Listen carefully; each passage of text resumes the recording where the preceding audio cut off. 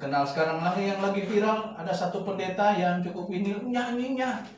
Dia apa? Nge-rap. Nge-rap dia. Bisa bingung juga ya. Nah, kita bisa mana untuk memuji Tuhan? Ya, dia nge-rap. Wah, ini pendeta yang cukup viral dia di media sosial, cukup aktif. Dan dia nge-rap semangat sekali. Tapi kita tentu tidak akan ikut-ikutan seperti itu. Ya, karena itu hal yang sangat tidak mencerminkan kehidupan atau ekspresi sukacita yang dimiliki oleh anak-anak Tuhan. Oke, baik jemaat yang dikasihi Tuhan, selamat siang saya ucapkan untuk kita semua. Selamat siang. Ya, dan sekali lagi saya ingin nanya apa kabar? Baik. Ya, puji Tuhan ya. Dan kita bersyukur hari ini boleh kembali dipertemukan di dalam pertemuan jemaat. Dan tujuannya tentu bukan untuk sekedar ambil absen saja. Karena ya banyak mereka yang di luar sana pergi ke gereja, duduk itu hanya sekedar ambil absen biar dilihat dia masuk ke gereja. Tapi kita tidak demikian. Oke, baik jemaat yang dikasihi Tuhan, saya ingin mengajak kita untuk membuka Alkitab kita di dalam surat Yohanes ya. Yang pertama. Surat Yohanes yang pertama pasal kedua ayat 1 hingga ayat yang ke-6.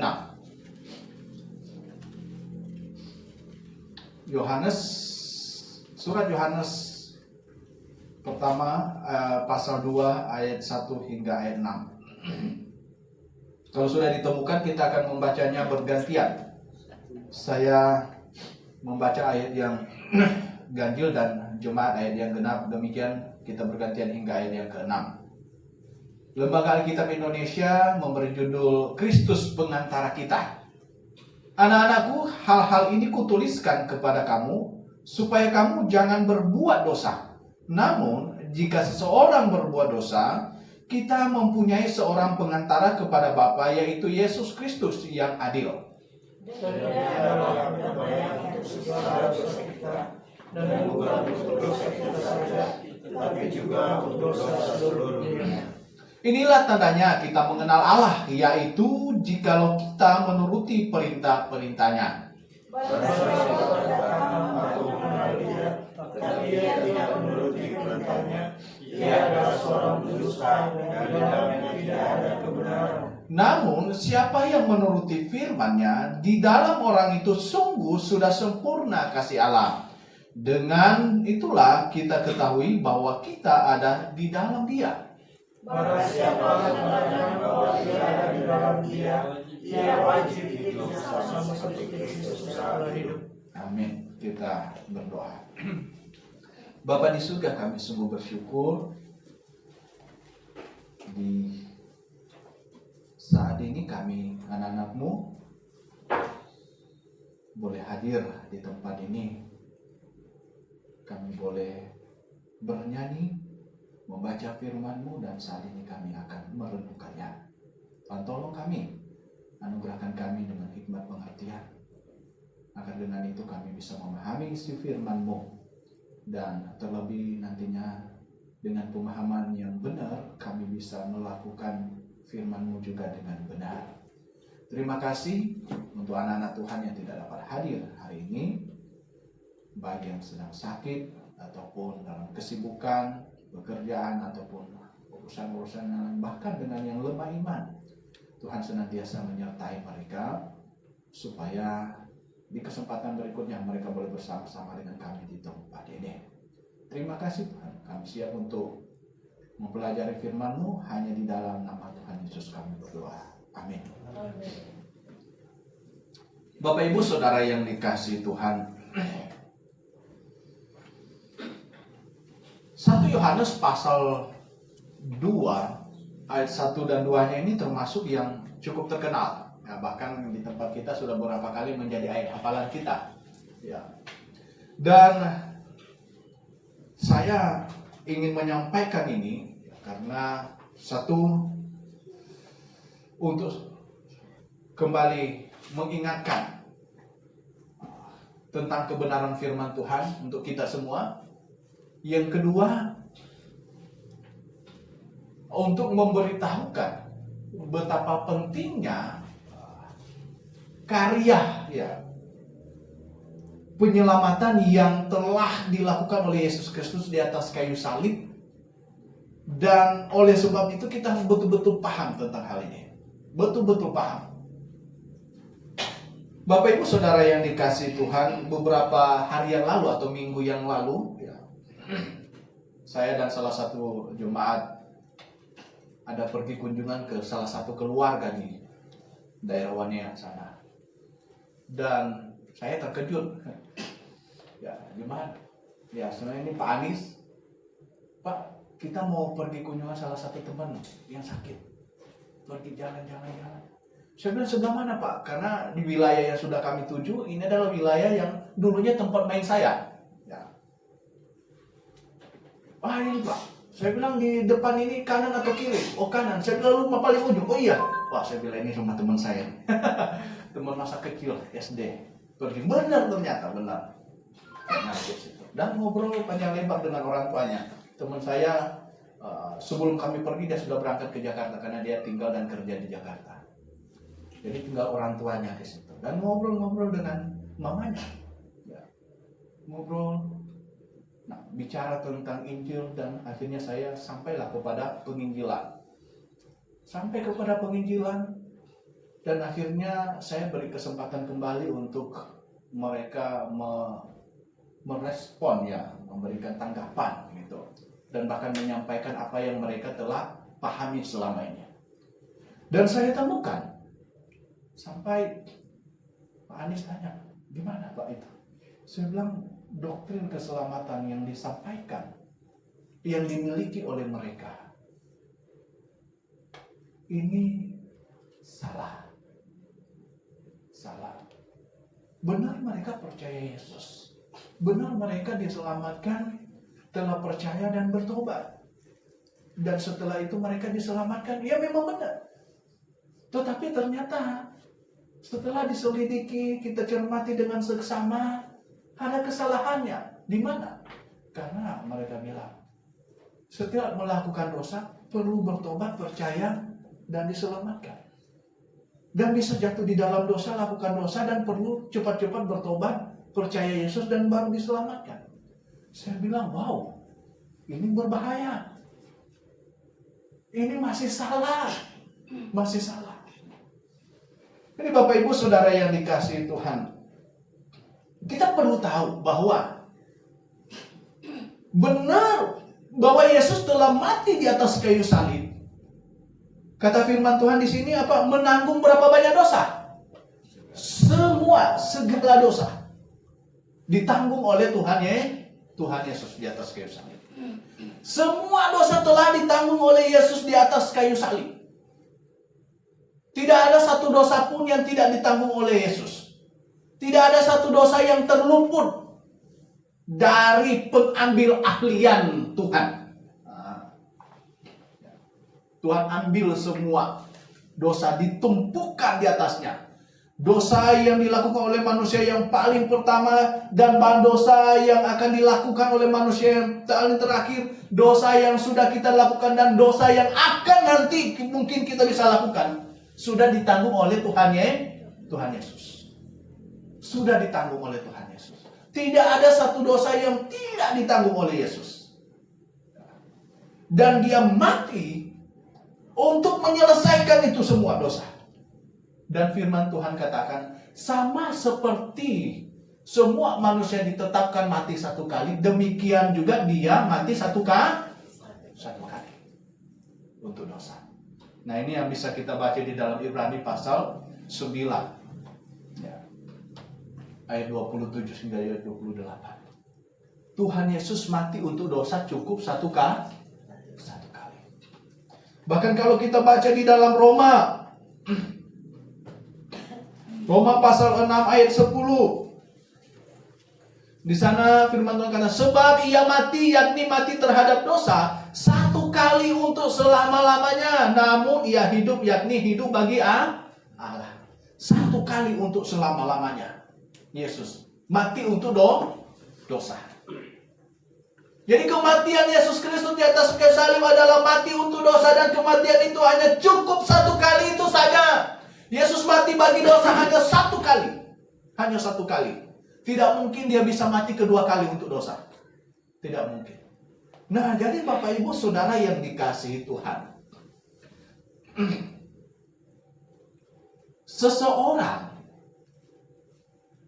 yang dengan sadar, dengan melek, dengan sadar hatinya, pikirannya, ya, yang pernah menerima Yesus Kristus, yang sudah menyatakan bahwa Yesus adalah Tuhan dan Juru Selamatnya satu-satunya, dan janji untuk hidup bagi Tuhan, ini adalah orang yang telah terhitung sebagai orang menyalibkan Yesus satu kali.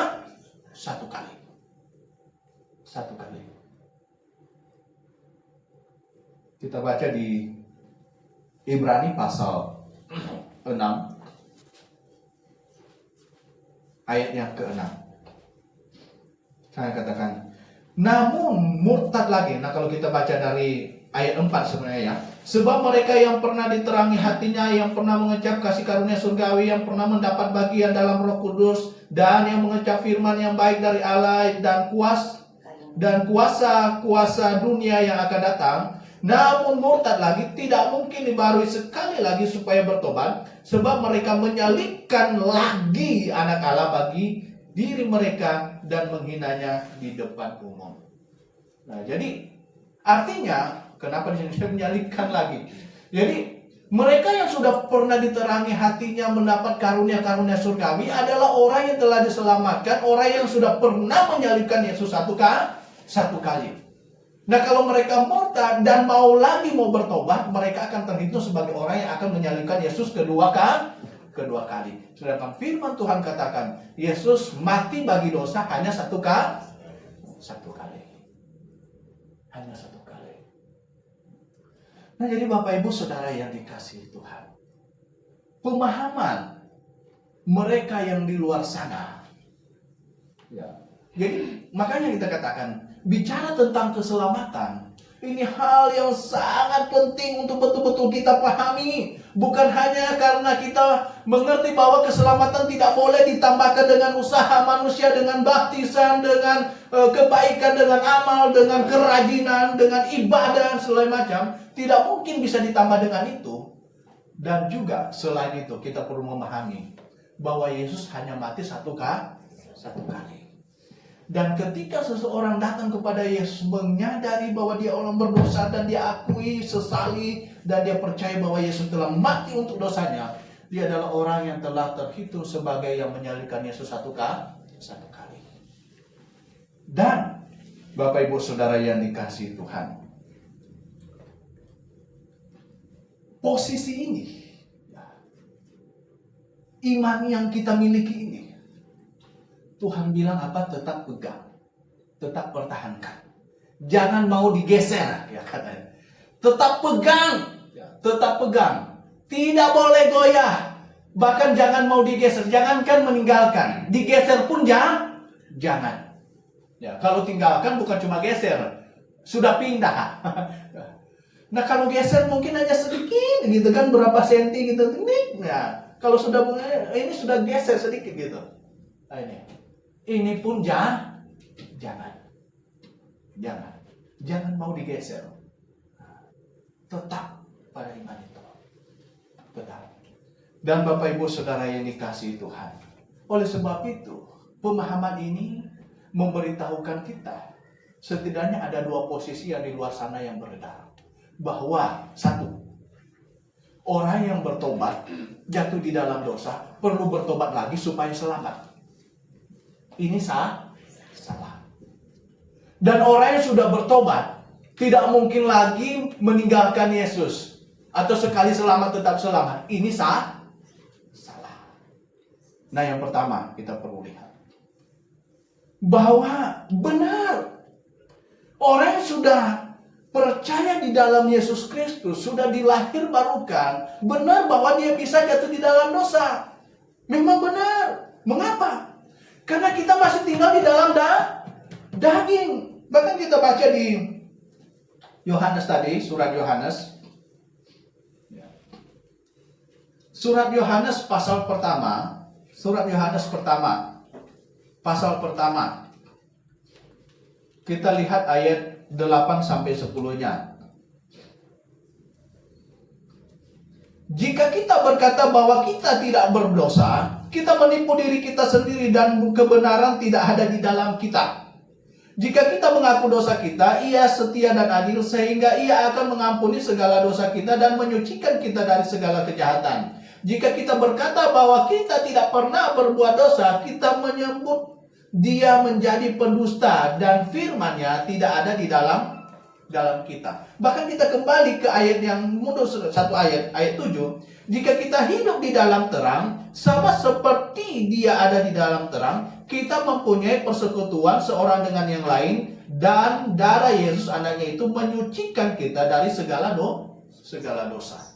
Jadi Bapak Ibu Saudara yang dikasihi Tuhan, di sini ingin memberitahukan bahwa orang yang sudah diselamatkan adalah orang yang tidak mungkin kalau dia masih diberi kesempatan masih hidup di dunia dengan tubuh daging ini, tidak mungkin bisa terhindar dari dosa. Pasti di satu saat akan bisa jatuh di dalam dosa. Makanya untuk memperjelas perbedaannya orang yang belum diselamatkan dan orang yang sudah diselamatkan ketika melakukan dosa, kita sebut kalau yang sudah diselamatkan jatuh dan orang yang belum diselamatkan hidup. Nah, itu untuk memperjelas perbedaannya. Jatuh artinya dia akan berusaha untuk bangkitlah lagi. Kalau hidup dia akan menikmati dosa itu. Nah, ini bedanya. Nah, jadi orang yang sudah pernah diselamatkan, sudah pernah menyalibkan Yesus satu kali, dia bisa jatuh dalam dosa enggak? Bisa. Bisa. Tetapi apakah dosa itu dosa yang disebut jatuh di dalam dosa itu membuat dia tidak selamat lagi? Tidak. Selama dia bukan yang melakukan dosa yang kata firman Tuhan, dosa yang tidak terampunkan, yaitu dosa meninggalkan iman, maka orang itu melakukan dosa yang lain selain dosa meninggalkan iman adalah orang yang masih memiliki jaminan hidup kekal. Maka tidak mungkin orang demikian bisa memiliki pemahaman bahwa saya sudah percaya Yesus dan bertobat, sungguh-sungguh Yesus telah mati untuk saya, menanggung semua dosa saya. Tapi ketika dia jatuh dalam dosa, misalnya bohong bohong, terus perlu bertobat dan percaya Yesus supaya bisa masuk surga lagi. Berarti dia mengaminkan bahwa yang pertama telah menjadi gagal. Nah, ini hancur sudah ini. Kalau dengan demikian, maka seorang tidak mungkin memiliki kepastian. Siapa yang bisa jamin setiap dia bisa melakukan dosa langsung prospek? Ini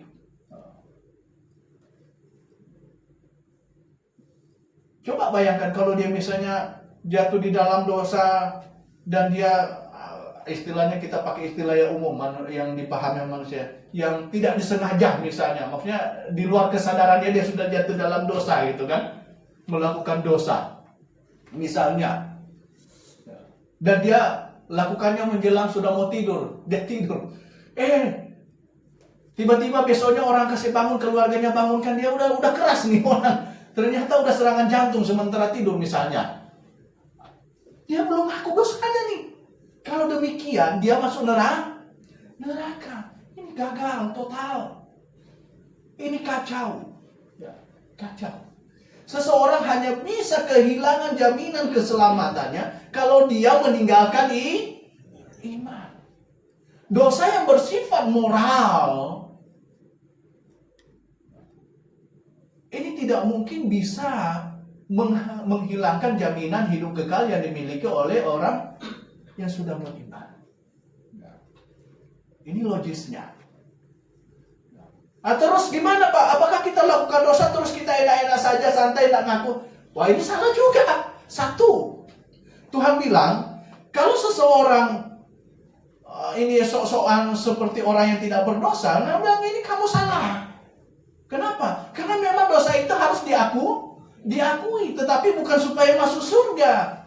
untuk membuktikan bahwa saya adalah orang yang paling hati dengan dosa, dan ini dosa saya. Sungguh Tuhan, saya salah. Itulah sebabnya doktrin tentang Tritunggal ini sangat penting dalam konsep keselamatan. Terus kita akui untuk apa? Dan kepada siapa kita akui dosa yang setelah kita diselamatkan terus jatuh di dalam dosa? Kita ngakuinya sama siapa? Ya sama Tuhan Yesus. Karena ayat ini mengajarkan Dia adalah perantara kita manusia dengan Bapa. Dia menjadi imam kita, satu-satunya imam. Nah, jadi dosa yang kita lakukan, kita sebut kita terjatuh di dalam dosa setelah kita diselamatkan, kita akui kepada Tuhan Yesus yang sekarang menjadi imam kita, yang sudah mati untuk dosa kita kan, untuk menyelamatkan. Tuhan Yesus, mohon ampun, Engkau sudah benar mati untuk saya. Saya jatuh di dalam dosa dan saya mempermalukan Engkau. Saya sangat malu menyadari Tuhan, mohon ampun. Tapi di hadapan Bapa kita tetap orang benar, nah? Tetap orang benar. Nah, jadi Bapak Ibu Saudara yang dikasihi Tuhan, jadi mereka yang percaya diselamatkan oleh darah Yesus, tetapi bisa jatuh dalam dosa dan saat itu mereka anggap sebagai orang yang murtad dan perlu bertobat percaya Yesus supaya masuk surga lagi, dan besok lusa jatuh dalam dosa dan murtad lagi misalnya, dan bertobat supaya masuk surga. Wow, ini bukan cuma 1-2 kali nyalibkan Yesus jadinya. Dan ini kacau. Dan Bapak Ibu Saudara yang dikasihi Tuhan, tetapi kita juga tidak bisa jatuh ke sisi yang satunya, yaitu bahwa kalau kita sudah ada di dalam Yesus Kristus, kita bisa bebas. Makanya Paulus sampai mana? Kamu jangan mempergunakan kemerdekaanmu untuk melakukan dosa. Osas bisa menggiring orang kepada pemahaman sana, bahwa sekali selamat tetap selamat. Oh, kalau begitu enak dong. Saya bisa melakukan dosa ini, terus saya diselamatkan. Tuh dosa saya semuanya sudah ditanggung oleh Yesus. Dosa yang sebelumnya saya sudah lakukan dan nanti akan saya lakukan sudah ditanggung Yesus. Enak dong. Lagian saya kalau sudah selamat tetap selamat. Siapa yang bisa merebut engkau dari tangan Bapa? Nggak bisa. Enak dong jadi orang bisa lakukan dosa. Tidak demikian juga. Ya. Tidak demikian. Satu, mengapa?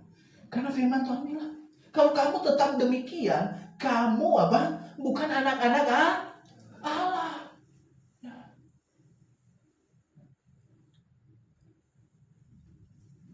Katanya, jika kita berkata bahwa kita tidak berdosa, kita menipu diri kita sendiri dan kebenaran tidak ada di dalam kita.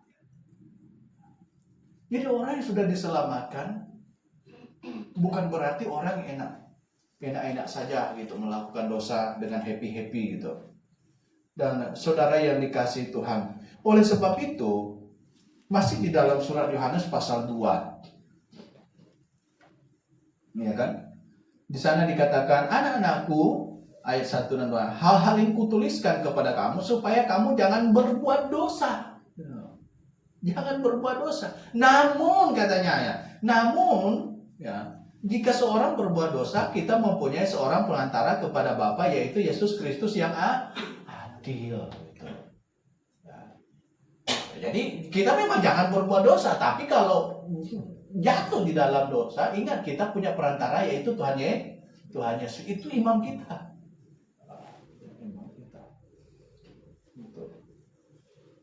Dan peringatan untuk tetap hidup di dalam iman yang benar, iman yang telah dipegang startnya kita, yang membuat kita diselamatkan itu dipegang. Itu pentingnya supaya kita, kenapa? Supaya kita tetap ada di dalam Yesus Kristus. Mengapa? Karena ada peluang seseorang bisa meninggalkan iman. Dan itu bertentangan dengan inti doktrin sekali selamat tetap selamat. Ini Bapak Ibu Saudara yang dikasihi Tuhan, Ya, banyak yang mereka di luar sana sebenarnya punya posisi itu, ya, punya posisi itu. Padahal mereka lupa kalau di dalam 2 Yohanes pasal 1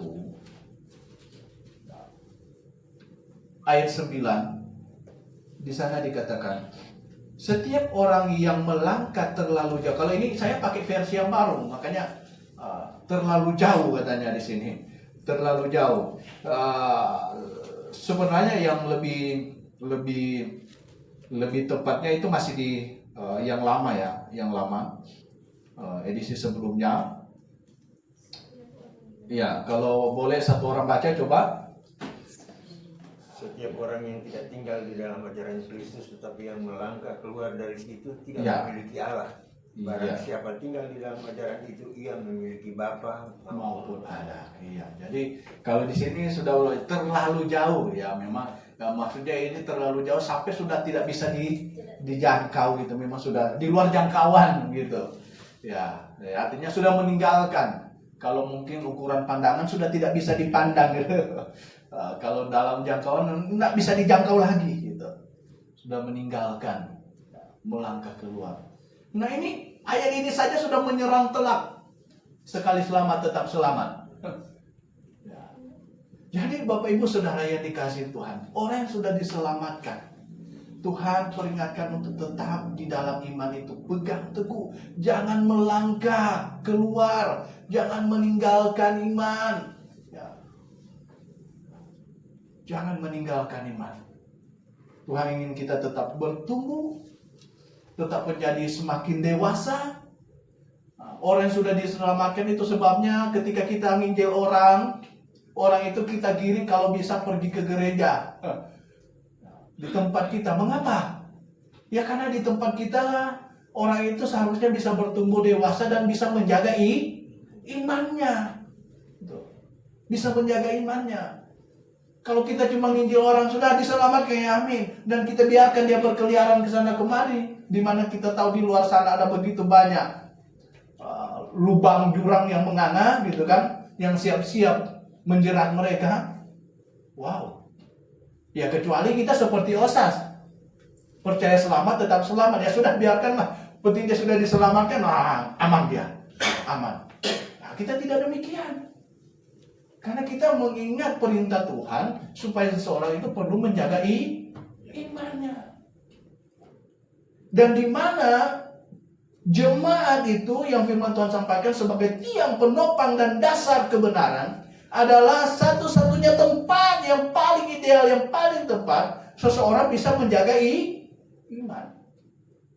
Bahkan bukan hanya menjaga imannya, bahkan bisa semakin bertumbuh, makin kuat. Makin kuat. Jadi Bapak Ibu Saudara yang dikasihi Tuhan, oleh sebab itu terkadang saya di rumah ngomong sendiri, ngomong sama istri, orang yang datang kebaktian lau-lau, orang Manado bilang, ini masih sayang jiwanya atau tidak sih? Masih sayang jiwanya atau tidak sih? Ini bukan untuk, tapi yang paling pertama ini masih sayang jiwa tidak sih? Kalau dia tahu bahwa dia perlu menjaga imannya untuk makin bertumbuh, makin dewasa, supaya dia tidak terhilang, maka dia akan menyadari betapa pentingnya persekutuan jemaat. Ya. Betapa pentingnya. Nah Bapak Ibu Saudara yang dikasihi Tuhan, wow! Surat Ibrani kita baca di pasal 6. Ya, pasal 6 ayat 4 sampai 6. Itu peringatan yang jelas. Ya, di sana dikatakan firman Tuhan, sebab mereka yang pernah diterangi hatinya, yang pernah mengecap karunia surgawi, dan yang pernah mendapat bagian dalam Roh Kudus, dan yang mengecap firman yang baik dari Allah dan kuasa-kuasa dunia yang akan datang, namun murtad lagi. Ya, meskipun dalam bahasa aslinya tidak ada kata lagi di sini. Ya. Jadi kalau ada kata lagi seolah-olah orang itu pernah murtad dan bertobat dan murtad lagi. Jadi 2 kali. Ya. Dalam bahasa Yunani tidak ada sebenarnya kata lagi di sini. Murtad. Ya. Tidak mungkin dibaharui sekali lagi supaya bertobat, sebab mereka menyalibkan lagi anak Allah bagi diri mereka dan menghinanya di depan umum. Wah, mereka yang masa sih ngomong mereka itu tidak benar-benar diselamatkan, Pak. Cuman hampir diselamatkan katanya. Hampir diselamatkan. Gimana orang yang hampir diselamatkan tapi sudah mengecap karunia surgawi? Seharusnya juga bukan mengecap tapi hampir mengecap. Tapi di sini sudah mengecap. Ya kalau hampir diselamatkan berarti cuma hampir mengecap, belum sempat. Tapi di sini katakan sudah mengecap, menerima karunia. Saudara, bukan hampir gitu. Dan bahkan di sini kata mengecap di sini sebenarnya dalam bahasa Yunani-nya itu kata yang sama dipakai menunjuk kepada Yesus yang mengalami maut. Ya, mengalami maut. Nah, kalau dia cuma hampir berarti Yesus cuma hampir mengalami maut juga. Tapi Yesus benar-benar telah mengalami maut. Yesus kan benar-benar mati. Bukan hampir mati. Dia benar-benar mati. Nah, kata yang sama dipakai di sini. Jadi kelompok OSAS sangat-sangat salah. Makanya Bapak Ibu Saudara yang dikasihi Tuhan, di sini tentang keselamatan kita betul-betul harus clear. Jadi benar bahwa kita diselamatkan, bahwa Yesus telah mati untuk kita, ya, dan kita mengaminkan itu dan berjanji untuk hidup bagi Tuhan. Hidup yang menyesali semua cara hidup kita yang lama dan janji untuk hidup seperti Yesus yang pernah hidup di dunia. Saat itu kita diselamatkan. Tetapi bukan berarti setelah kita diselamatkan jatuh di dalam dosa, kehilangan keselamatan lalu ngaku baru selamatkan lagi. Ini salah. Atau benar sudah terima Yesus, sudah menyesali saya orang berdosa dan sekarang saya mau hidup bagi Tuhan, benar. Tapi setelah diselamatkan jadi orang yang bebas melakukan dosa karena sudah tidak khawatir lagi nanti saya tidak kehilangan, karena sekali selamat tetap selamat. Ini juga salah.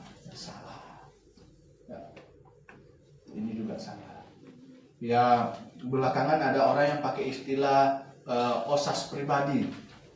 Saya bilang, OSAS pribadi. Maksudnya apa OSAS pribadi? Iya Pak, kalau OSAS umum saya tidak akui. Karena saya tidak bisa menjamin iman seseorang itu seperti apa. Tapi kalau OSAS pribadi maksudnya ini adalah keteguhan saya bahwa saya tidak mungkin meninggalkan Yesus. Saya bilang tidak perlu memakai satu istilah yang ambigu. Ya. Bilang saja, saya sungguh percaya bahwa orang bisa murtad, tetapi saya tidak berniat untuk murtad, dan itu adalah keyakinan saya. Cukup demikian, tidak usah pakai istilah OSAS pribadi. Ya. Karena istilah OSAS sebenarnya titik berangkatnya itu dari doktrin Calvinisme. Tuhan telah menetapkan segala sesuatu sejak kekekalan. Jadi kita tidak perlu memakai istilah yang ambigu seperti itu. Ya. Kita hanya memakai satu penjelasan atau istilah yang betul-betul sesuai dengan yang kita mengerti, pahami. Ya, jadi Bapak Ibu Saudara yang dikasihi Tuhan, kita kembali ke surat Yohanes pertama pasal kedua. Anak-anakku, kata Yohanes. Ya, ini mau jelaskan bahwa hubungan Yohanes dan audiensnya, atau bahkan untuk menunjukkan bahwa dia ini adalah seorang bapak rohani yang begitu mengasihi orang-orang yang telah mendengar Injil. Anak-anakku, hal-hal ini kutuliskan kepada kamu supaya kamu jangan berbuat dosa. Ya, jangan buat dosa. Ya, jangan buat dosa. Tapi, ya, namun katanya, jika seorang berbuat dosa, kita mempunyai seorang perantara kepada Bapa, yaitu Yesus Kristus yang adil. Dialah pendamaian untuk segala dosa kita, dan bahkan untuk dosa kita, bukan untuk dosa kita saja, tetapi juga untuk dosa seluruh dunia. Seluruh dunia. Inilah tandanya kita mengenal Allah, yaitu jikalau kita menuruti perintah perintahnya. Siapa yang berkata aku mengenal dia tetapi tidak menuruti perintahnya, ia adalah seorang pendusta dan di dalamnya tidak ada kebenaran. Iman tanpa perbuatan adalah mati. Ini paralelnya. Ya. Namun siapa yang menuruti firman-Nya, di dalam orang itu sungguh sudah sempurna kasih Allah. Dengan itu kita ketahui bahwa kita ada di dalam Dia. Jadi iman yang benar, pernyataan seseorang bahwa dia ada di dalam Yesus, dari mana bisa dilihat? Dari perbuatannya, dari hidupnya. Siapa yang mengatakan bahwa ia tinggal di dalam Dia, ia wajib hidup sama seperti Kristus telah hidup. Sebab aku hidup bukan aku lagi, tapi Kristus yang hidup di dalam aku, kata Paulus dalam Galatia pasal 2 ayat 20, 19 sampai 20. Ya. Aku hidup. Nah, kalau hidup sekarang ini, misalnya aku hidup, ini adalah hidupnya Yesus. Nah, kalau kita bayangkan, kalau Yesus yang hidup hari ini, saya suka kutip di pernyataan tegas dari Pak Evangelis John itu Makaka, ya kan? Kalau Yesus yang hidup hari ini kita lihat hidup di depan kita, gitu kan? Apakah Yesus akan merokok? Apakah Yesus akan minum alkohol, mabuk-mabukan? Apakah Yesus akan berjudi, bawa ayam tiap hari Minggu? Ya. Apakah kalau Yesus hidup hari ini, apakah Yesus akan berusaha cari alasan untuk tidak ke gereja? Coba. Kan kita ini hidupnya Yesus. Jadi kita bayangkan kalau Yesus yang hidup, kita lihat. Apakah dia melakukan itu semua? Ya tidak. Berarti kalau tidak, kita yang menghidupi hidupnya Yesus harus demikian juga. Amin. Kita berdoa. Bapa di surga, kami berdoa memohon Tuhan menolong kami agar firman-Mu yang telah kami baca dan kami renungkan betul-betul tertanam dalam hati pikiran kami dan dapat kami lakukan. Tolong kami Tuhan, karena tanpa campur tangan-Mu, tanpa pertolongan-Mu, tanpa Roh Kudus menolong kami tidak mampu untuk itu semua. Mohon pertolongan Tuhan agar kami bisa hidup terus semakin berkenan di hadapan Tuhan, dan kami betul-betul menjadi garam, menjadi terang di dunia yang semakin gelap ini. Dalam nama Tuhan Yesus kami berdoa dan bersyukur. Amin. Baik jemaat yang dikasihi Tuhan,